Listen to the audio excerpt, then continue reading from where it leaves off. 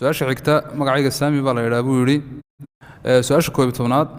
waxa saailkan uu leeyahay xaaskaygii baan u galmooday maalinimo Ramadaan kafaaradiina waan awoodi waayay maadaama aan lacag haynin soonkiina waa igu adkaaday labada bilood maxaan yeelayaa su'aasha xigta magacayga Saami baa la yiraahdaa buu yiri Ramadaan ayaan salaadii maghrib baa la noo eedaamay waan afuray kadib diyaarad ayaan raacay cadceedii baa aan haddana dib u aragnay maalinka qalihiisii miyaa la igu leeyahay ilaahay daraadiina waan ku jeclahay wuxuu sheekh su'aasha 13aad dawada isha laga qaato iyo dawada dhegta laga qaataa soonka ma jabinayaan wax ma yeelayaan su'aasha 14aad waxa saailku leeyahay waa gabadh waxaan ahay gabadh uur leh bishii 9aadna waan ku jiraa inaan soomaa waajib miyay igu tahay su'aasha 15aad magacayga Saamiye ayaa la yiraahdaa tiri garoowe ayay ka soo qortay qofku inuu isticmaalo dawada xiiqda isagoo oo sooman soonkiisa wax ma yeelaysaa su'aasha 16aad waxa saailkan uu leeyahay ayaa waxaan ku afuraa buu yiri sigaar markaan suxuuranayana waxaan ku sii suxuurtaa buu yiri shaah iyo sigaar soonkaygu ma ansaxayaa su'aasha 17aad waxa saailkan uu leeyahay dawada cadayga ee la isticmaalo soonka wax ma yeelaysaa maalinimada Ramadaan su'aasha xigta waxa saailku leeyahay qofka in kaliyaha loo meeraa soonkiisa wax ma yeelaysaa su'aasha xigta waxa saailku leeyahay haddii qofku gororo soonkiisa wax ma noqonaya saailka xiga wuxuu yiri magacaygu waa Maxamed Hargeysa ayaan ka soo qoray waxaan ka shaqeeyay buu yiri dhismaha 10 saacadood oo xiriiran ayaan shaqeeyaa waana shaqo adag diintu ma ay banaynaysaa intaan iska afuro bishan Ramadaan jiilaalkii ina aan qalleeyo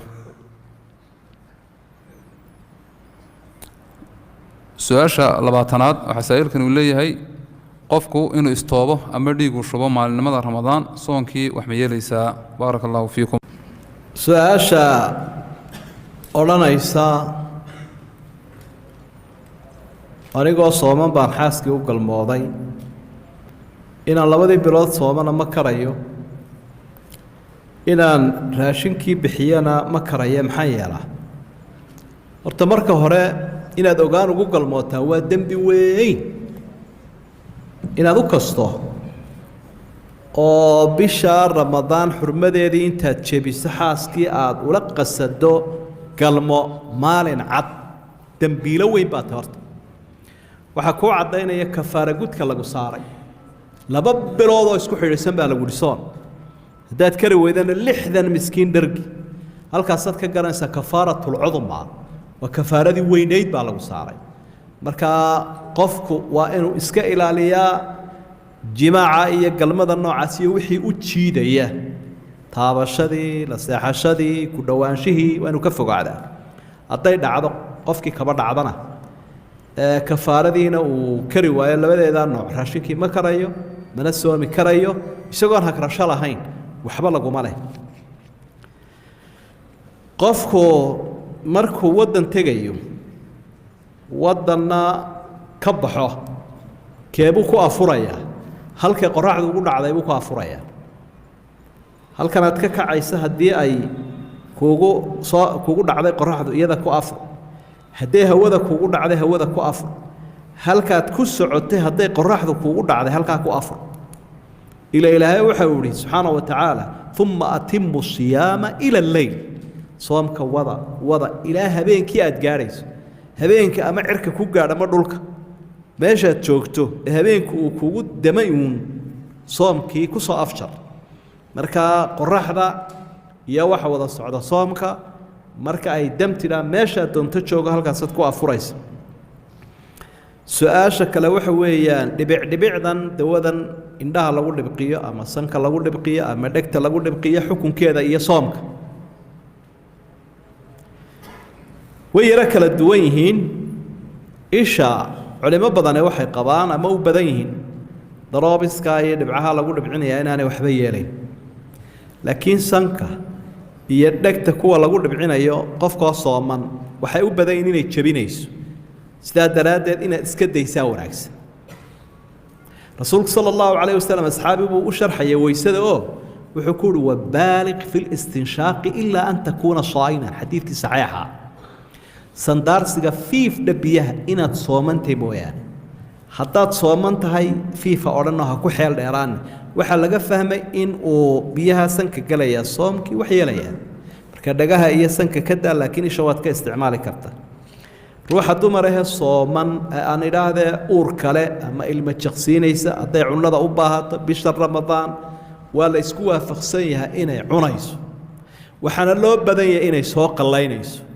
qowl naadira baa wuxuu leeyahay raashin bay bixinaysaa maalintiiba kiilo bariis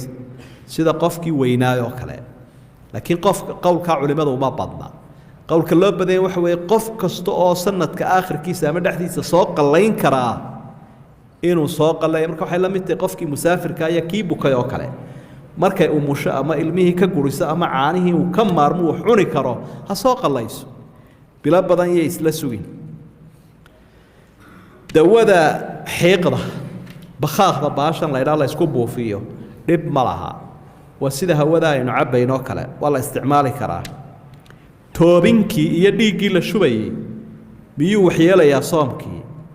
waa masale khilaafiya culimmada qayb baale wuu jebinayaa in badanoo ka midina waxay leeyihiin ma jebinayo axaadiidta ku soo arooray bay qoloba mid daliishanaya mar haddii la isku khilaafay inaad iska daysaa fiican oo aanad maalintii istoobin dhiigna iska shubin iyadoo weliba la ogsoon yahay qofka haddii dhiig laga shubo ama la toobo inuu daciifayo oo dhici kartaba soomkii inuu jebiyo marka habeenkii dhiigga iska shub habeenkiina istoob masaa'ilka arrimaha lagu murmayna ka daa oo maalintii waxba haystoobin dhiiggana ha iska shubin su-aashan kale ah dawadan macjuunka ee lagu cadaydo miyay jebinaysaa haddaanad liqin maya haddaad ku cadayato subaxdii ama maalintii ood awoodi karaysa inaad macaankeeda iyo dhadhankeeda afka ka dhammaysa dhib ma leh haddaad laakiin liqayso dee way kaa jebinaysaa soonkii sidaa daraaddeed waxa fiican suxuurta intaan waagu baryin inaad ku cadayato macjuunka maalintiina cadaygan kale ee aan macjuunka lahayn aada iska isticmaasho su-aasha kale waxa weeye gororka ama samboorka dhiiggu uu qofka sanka ka yimaado ama jidhkaba ma ka jebinayaa soomkii masaladaa hore aynu ku soo sheegnayoo dee waxaba culimmada in badan ay qabeen kii aada iska keentay inaanu kaa jebinayn laakiin dhiiggii daran la kaaga yimi isaguna ma jebinayo su-aasha kale odhanaysa qof shaqaalaa baan ahay oo shaqo aada u adag baan hayaa ma iska afuri karaa maadaama shaqadu ay kulusha ama meel kululaan ka shaqaynayo maya waad soomaysaa inna lilcibaadati mashaqa cibaadadu waxay leedahay mashaqa mashaqadaasi waa culays culayskaasi waa xil lagu saaray xilkaa waxaa lagu tijaabinayaa addoonka bal inuu ogol yahay addoonnimada iyo inuu afka taago marka salaadan hawsha inagu ah iyo weysada iyo xajka iyo soomka la gaajoonayo waa mashaqadii caadiga ahayd ee cibaadada marka mashaqadaasi waad u bareeraysa adigoo shaqadaada wata inaad soomto laakiin idaa kaanat ilmashaqatu hayra caadiya falaka ruksa mashaqadii haddii ay heerkii caadiga ahaa dhaafto oo aad kari weydo soomkii oo gaajadu ay kugu badato ama haraadku adigoo shaqaynaya waad iska cuni markaa oo naftaada halaagi maysid laakiin ma odhanaysid shaqo adag baan hayaa waana furaya ee shaqadii adkayd wad soomkiina wad haddaad xejin kari weydo naftu ku qabato dee ilaahay wuxu uhi walaa taqtuluu anfusakum ina allaha kaana bikum raxiima ilaahay wuu idin naxariisanaya naftiinna halaagina waad iska afuri shaqo looma daayo soom iyo salaatoona su-aasha odhanaysa toobinka iyadana hore aynu usoo sheegnay toobinkii iyo gororkii iyo dhiiggii la isku shubayey jawaabtooda way noo qadinay wallahu aclam taasi waa nacasnimo weyn nin soo soomay oo ku afuray xaaraan oo habeenkii soo cibaadaystay salaaddii oo ku suxurtay xaaraan sigaarku wuxuu la mid yahay uun haddii aynu dee sawirka soo yaro dhoweyno adigoo intood soontay xaafadda jaarkaaga u wareegayoo afurkii ka soo xoogay afurkii baad kijinkooda intaad gashay iyagoo qaylinaya xoog kaga soo qaaday markaasaad tidhi bi'i waaye waan baahanahay dee waan ku afurayaa la socda intaa والنوعاس وكلام حاران تاسد هذول الله يوربي وعليه وسوي كيس ومنا محاوالة سوي كان حاران تكوا أفري سيجار كنا والله من مركا إسكده قف كوانو حاران تكسوا مع مركا وعبادة لا إيمان أيه هراي نصاشي والله أعلم